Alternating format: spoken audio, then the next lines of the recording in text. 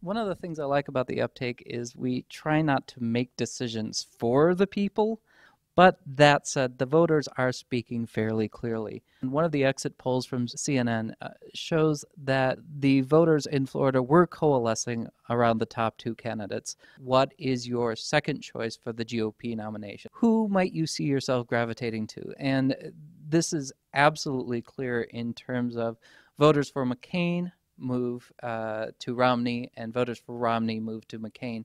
No other candidates were able to generate significant numbers, so this suggests that Republican voters are increasingly seeing this as a two-person race.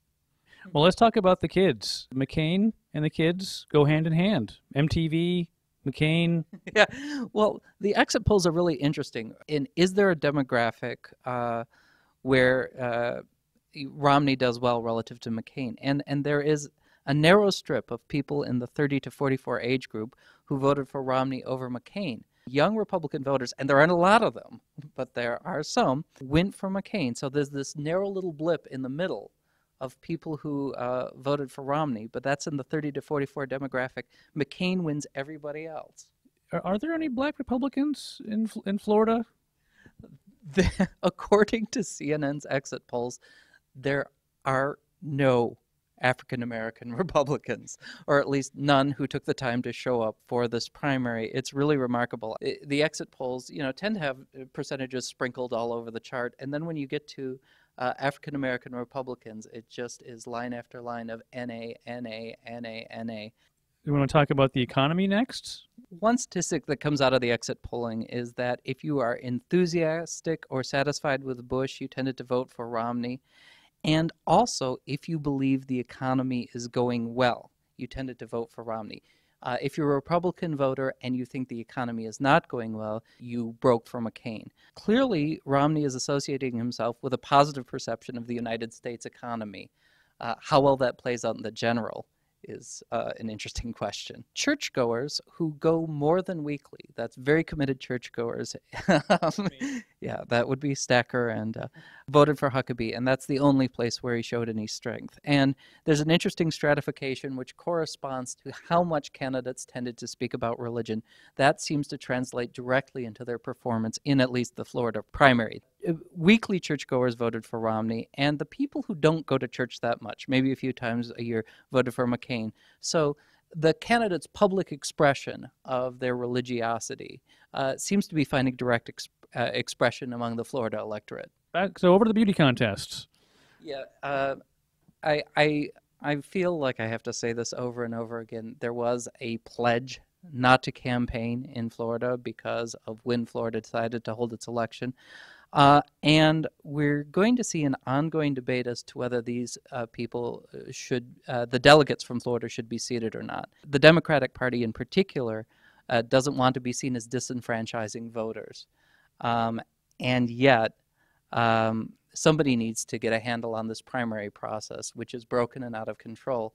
And one of the few ways to exercise any control over that is to penalize people for getting into the game of leapfrog as to when the primaries are going to start. But I think the real problem is now the Clinton campaign actively sensing that they were going to do well is attempting to change the rules after the fact. And there was a collective agreement to sign the pledge on the one hand and then argue, but now that it looks like I'm going to win, the delegates should be seated, is not the kind of campaign that I was hoping for.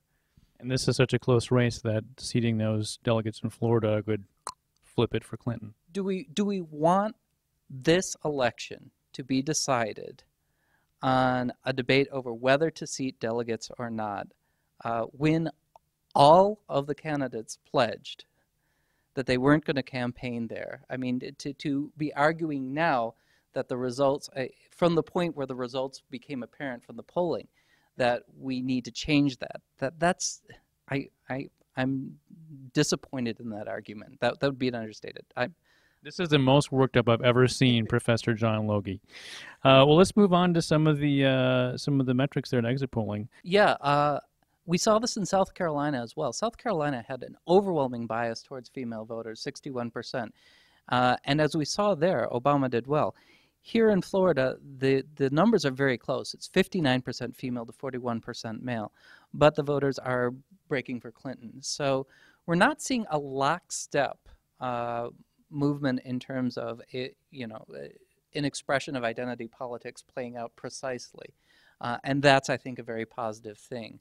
The numbers so far suggest that you don't necessarily vote for the candidate who most superficially resembles you, and since we're in the 21st century, that's a hopeful sign. How did African American voters break down on the Dem side? Well, more than zero. yes, there were plenty of African American voters on the Democratic side. 73% went for Barack Obama. The surprise for me is that John Edwards' populist message does not seem to be playing at all well with African American voters. He got 1% relative to Clinton's 25%. I wonder what it is about John Edwards and his message that is not connecting more broadly with that demographic. But we've been surprised by his poor performance in the past. I mean, that he was only able to pull 4% overall, and admittedly in the caucus system in Nevada, this number is kind of startling, and it would have to be disheartening. His campaign clearly has to do better outreach to African American voters if it's going to be successful. Look at the Kennedy endorsement. What effect did that have? We had a little entourage of Kennedys throwing their weight behind Barack Obama, and how did that play?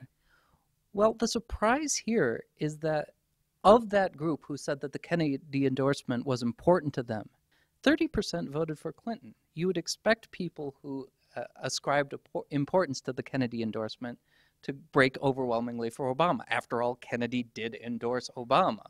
But that 30% of the voters in Florida said, yes, it's important that Kennedy endorsed Obama, and I'm going to go over and vote for Clinton, shows that the Kennedy endorsement is not necessarily a 100% positive for Obama. Among voters who decided in the last 3 days, is that more significant? The point here is that Clinton and Obama are splitting the people who can't decide until we get very close to the election. In those last-minute decisions, you might have expected a bigger bump given the Obama campaign success and sort of dominating the news.